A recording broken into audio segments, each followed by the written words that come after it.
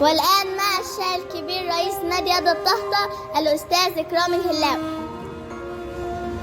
أول ما ندي الجول نصلي على اللي ذكره ويخضر الصحراء.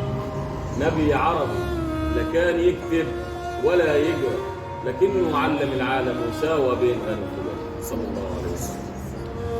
يحبو فوق دماء أبيه،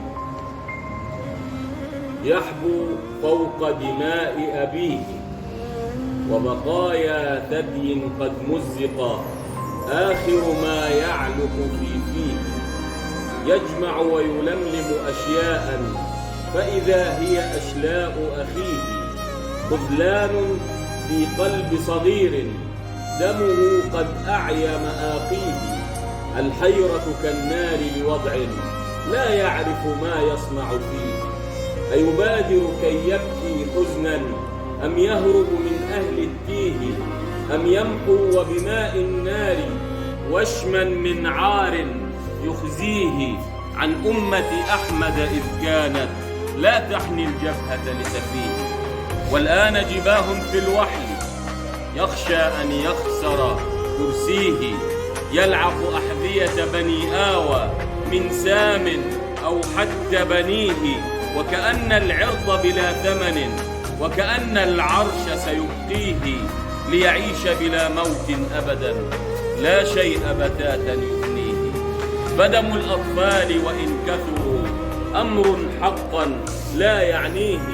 وأمام الناس سيبكيهم يخشى يخفي ما ليس بمبديه. والكل تعامى عن ولد يحبو فوق دماء أبيه. وبقايا ثدي قد مزق آخر ما يعلق في فيه. اقرأ كتابك.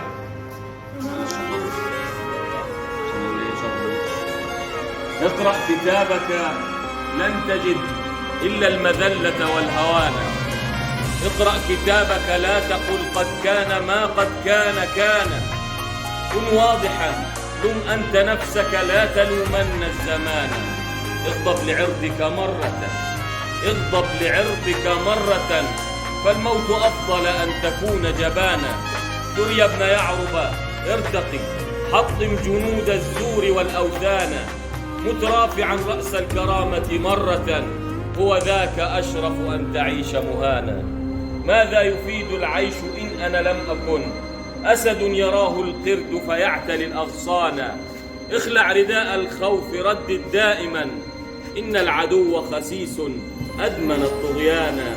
اكسر قيودك كلها بل وارمها، تلقف قلوبا زلزلت بهتانا. مزق قناع الضعف واكشف وجهك، واقهر عدوا يكره الألوان. يا صابرا والكل حولك مدبرا، لكأن صبرك يأكل الخذلان. كالطود أنت فلن تهزك ريحهم لو حالفوا عدنان أو قحطانا. اقرأ كتابك وافتخر يا سيدي بدماء شرف واكتب العنوان. بدماء شرف واكتب العنوان.